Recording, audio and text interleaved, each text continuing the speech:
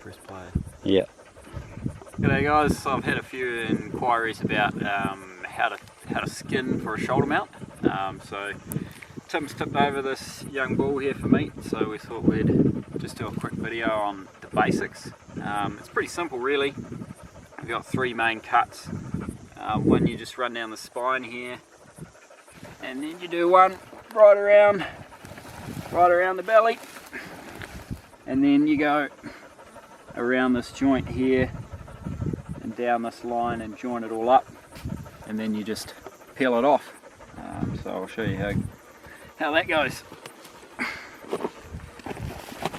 If he doesn't fucking roll down the hill.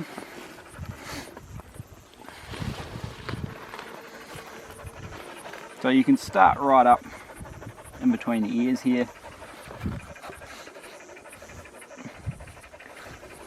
And it helps if you've got a sharp knife. Right down like that.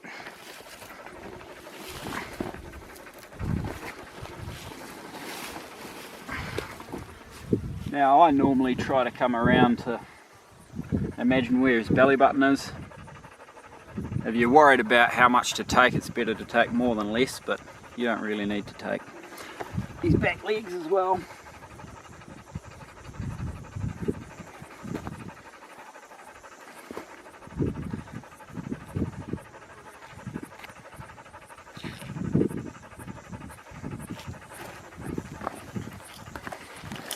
Then you just whip around here.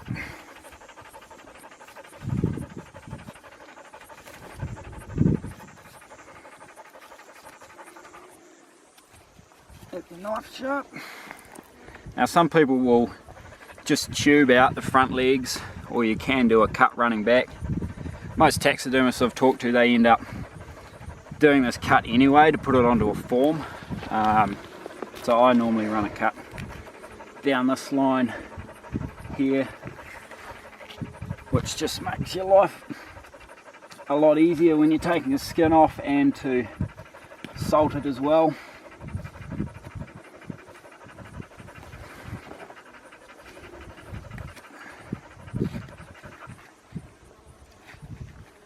Sharp knife.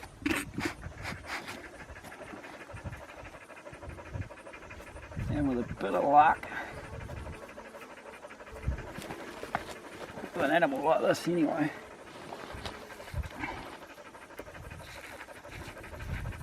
you should just be able to punch it off. Now this is the same as if you're doing a tar or a chamois or a stag, or doesn't really matter, you all do it the same. With a chamois you'll be able to punch them off pretty easily. With an old bull you'll have a hell of a time getting the skin off. And the same with a stag.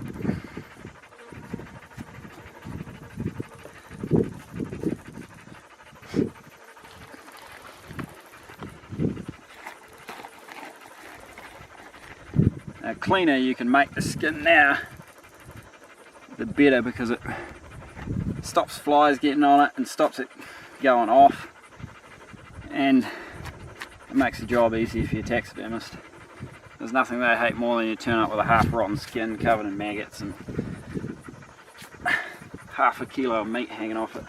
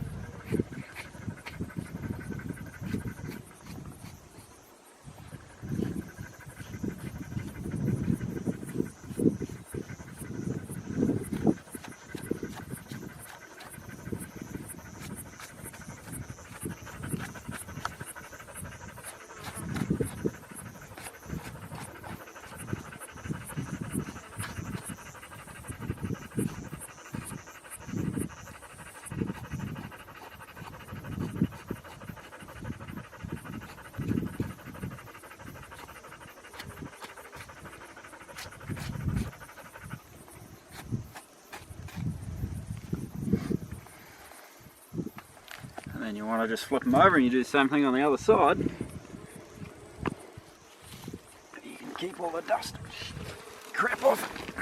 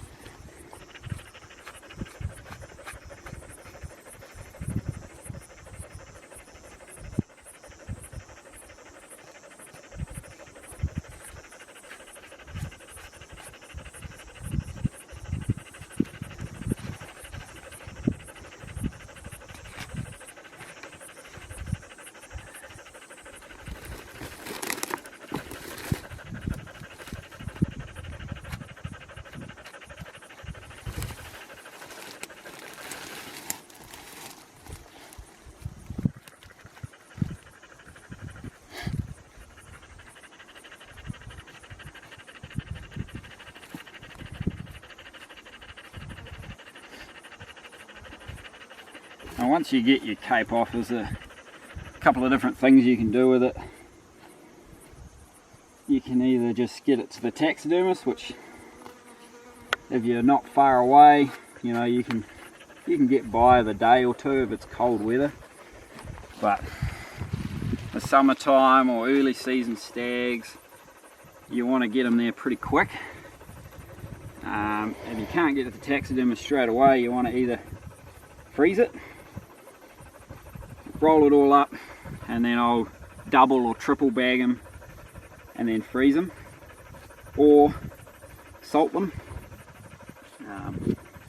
And salting is not that common in New Zealand, but when you get overseas, it's what a lot of the guide and outfitters do, because they are quite often a long way away from the taxidermist, or they'll go to the taxidermist once at the end of the season. So to salt it, you want to make sure that your skin is really clean, and by that I mean no meat, no blood, like even this little thin membrane on there, you want to take that off and really salt the entire skin right to the edges, and then roll it up, skin side, flesh side in, and then let it drain, and you'll see the salt will pull a lot of the moisture out of the skin. And then you want to shake all that salt off and re-salt it at least another time. And to salt a skin properly, you know, you've got to skin out all the head and the face as well, which is a whole nother job, which we can try and do in another video. It's a bit more difficult, a bit more of a specialist kind of thing you'll see people do, but once you learn how to do it, it's not that hard. You just practice and you'll soon get good at it, and that's really handy to know how to do on a big backpack wilderness hunt or something where you're going to be, you might be a week or 10 days away from the road, or a week or 10 days away from the taxidermist, and packing just a little bit of salt with you can make a huge difference at preserving that hide. Because at the end of the day, if you do your big hunt and your mount's ruined, it's kind of a bit of a frustrating time. And the taxidermist can only do as good a job as the skin you give them. But for most people in New Zealand, freezing it's usually the best option. It's simple. And for tar and chamois, you can leave all the head on, you can just freeze the whole thing. For a stag, you want a reasonable sized freezer most of the time, otherwise you can't fit them in.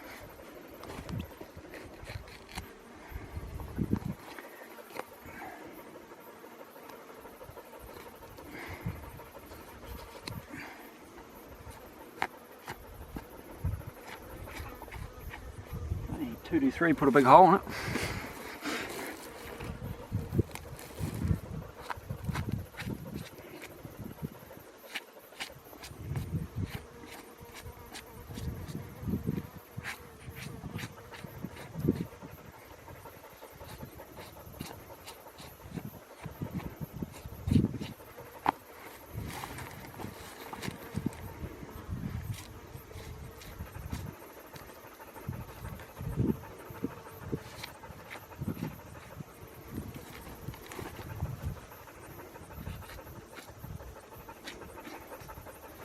Normally a lot easier to do a good job of skinning it the first time than turn up back to camp with half a meat sticking on it and then spend another couple of hours pissing around getting it clean. If you can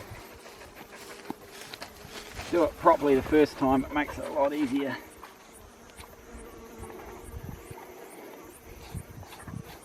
You see a lot of people, especially with tar, quite often shooting animals and then recovering the next day. You want to try and avoid that if you want a good cape, because especially a big bull tar, their skin is so thick they retain that heat really well, and I've shot bulls even in cold weather that were unrecoverable, and then you go back the next day and recover them, and when you skin them or gut them they're still warm inside, and what that can do is start bacteria in the skin and can start hair slip. So I normally always try and get to them and at least get the guts out of them and then leave them to cool overnight and come back in the morning, and then they'll be set properly and the meat and the skin's a lot better.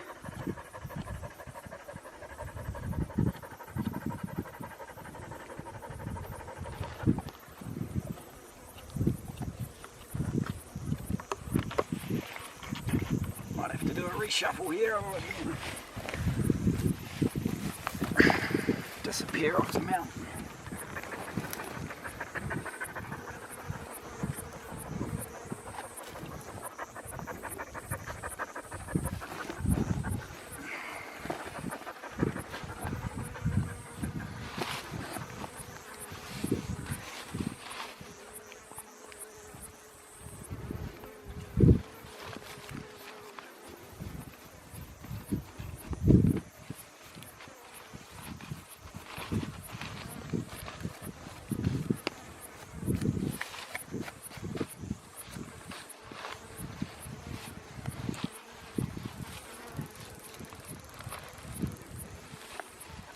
Hold that lead, Tim.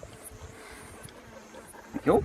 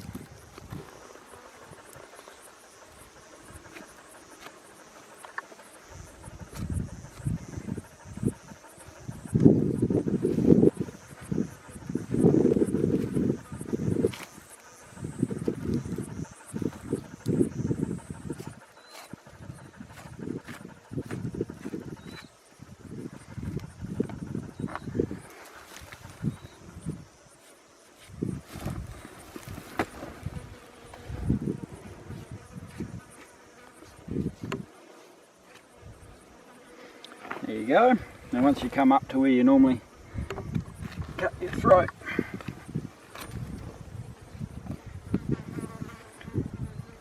you just lop your head off.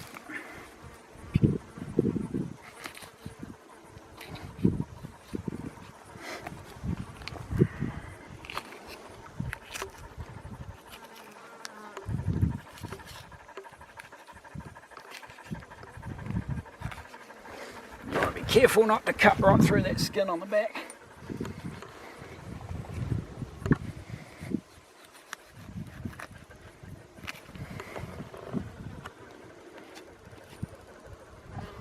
There you go, more or less. So when you get your cape off, I always lay it out and let it cool down. One of the worst things you see people do is take the skin off like this when it's warm and then roll it up and stuff it into a plastic rubbish bag and jam it in their pack. And that skin will stay hot for a long time. So you want to spread them out and make sure they cool down properly. Normally in the winter you can find some snow, lay your skin down on that. You can cut the tongue out and cut a bit of the meat out inside the head, and that can get airflow through that head better and make them cool down. I always wait until it's cool to touch and then roll it up and put it into a game bag, or a breathable bag is a lot better than putting it into a rubbish bag. I normally have a game bag or just jam it straight in my pack. And that is about it, I think.